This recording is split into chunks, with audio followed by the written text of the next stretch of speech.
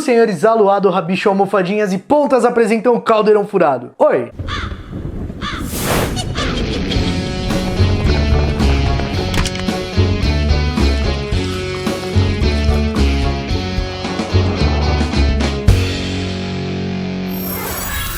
Fala aí, bruxões e bruxonas, tudo bem com vocês? Depois de fazer um vídeo sobre animagos, como se tornar um animago, nada mais justo do que fazer um vídeo sobre lobisomens, não é mesmo? Tudo bem que eles são muito diferentes e que para se transformar num lobisomem é muito diferente de virar um animago, porém, muita gente me pergunta muita coisa sobre lobisomem, então, enfim, chegou a hora de falar sobre os lobisomens. Mas antes, já sabe, né? Desce a tela, botãozinho vermelho, inscrever-se, deixa de ser trouxa e se inscreva aqui no Caldeirão Furado, porque toda semana, vídeos novos sobre o universo mágico de J.K. Rowling. Existem lobisomens ao redor de todo mundo e, tradicionalmente, eles são marginalizados da comunidade que eles surgem, que é a comunidade bruxa. Bruxos e bruxas que se envolvem na caça e nos estudos dos lobisomens se expõem a maiores riscos de ataque do que um trouxa comum. No fim do século XIX, a grande autoridade bruxa em lobisomens, professor Marlowe Forfang, conduziu o primeiro estudo abrangente sobre essas feras. Ele concluiu que praticamente todos os lobisomens que ele conseguiu estudar e entrevistar eram bruxos comuns antes de serem mordidos. Ele também descobriu que os trouxas têm um gosto, um sabor diferente para os lobisomens. E que além disso, eles estão mais predispostos a não suportar os ferimentos. Então, um trouxa não se transforma num lobisomem quando ele é mordido, ele morre. Já os bruxos e bruxas, se sobreviverem ao ataque, eles se tornam lobisomem, eles são contaminados. As políticas do Ministério da Magia em relação aos lobisomens sempre foram muito confusas e ineficientes. Em 1637 foi desenvolvido um código de conduta para lobisomens. Esse código dizia que os lobisomens deviam se trancafiar todo mês e que eles não deviam atacar ninguém. É meio óbvio que isso não funcionou, né? Nenhum bruxo que sofria da maldição de licantropia assinou tal código de conduta, então ele acabou sendo extinto. Mais tarde, foi desenvolvido então o registro de lobisomens, onde os lobisomens tinham que se registrar, colocar seus nomes e seus dados pessoais. Só que obviamente também não funcionou, porque era muito difícil que um lobisomem quisesse expor sua condição, ainda mais perante o Ministério da Magia, porque eles sofriam muito preconceito, eles eram muito marginalizados. A atitude de bruxos e bruxas recém-mordidos era se esconder, porque eles sabiam que se contassem o seu caso, eles seriam vítimas de marginalização, então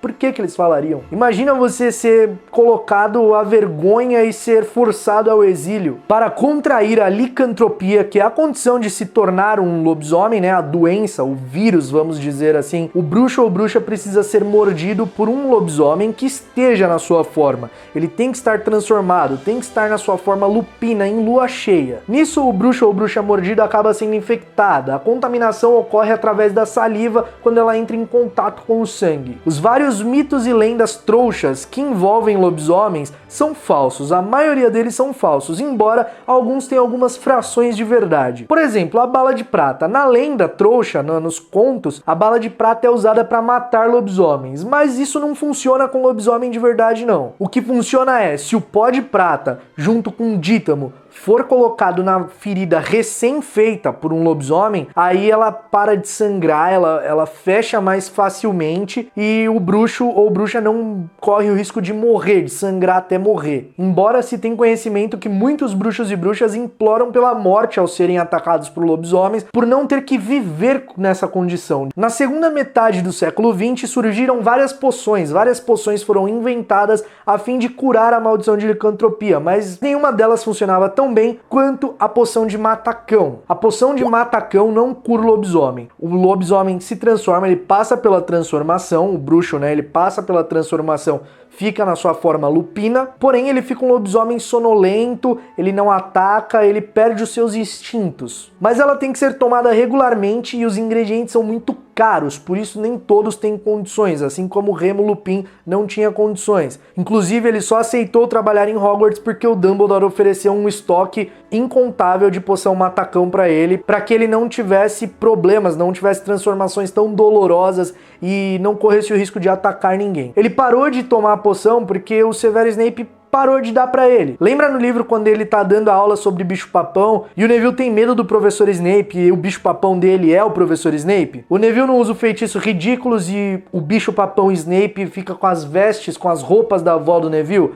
Aquilo todo mundo achou engraçado, o Snape acabou virando chacota, entre aspas, e aí com raiva ele não deu mais a poção pro Lupinho. Como eu disse, a transformação de um lobisomem é muito dolorosa e ele perde completamente o senso de certo ou errado. Como a gente vê lá em Prisioneiro de Azkaban, a Hermione diz que um lobisomem mataria seu melhor amigo se encontrasse em sua frente. Realmente ele mataria, porque ele não sabe distinguir. Alguns bruxos radicais, como o pai de Remo Lupin, acreditava que lobisomens não eram dignos de viver. Inclusive foi por isso que o Remo Lupin foi atacado, pelo Fenrir Greyback. Pessoas mais radicais acreditavam que o lobisomem ele perdia o senso de moral, inclusive quando ele não estava transformado. O que a gente vê que é mentira, porque o Remo Lupin é super do bem, super honesto, sempre foi super correto, dava pra ver que ele era uma ótima pessoa. Então o lobisomem em sua forma humana ele é tranquilo, ele é de boa e vai depender muito do caráter. Por exemplo, o Fenrir Greyback ele fazia questão de ser um grande de um...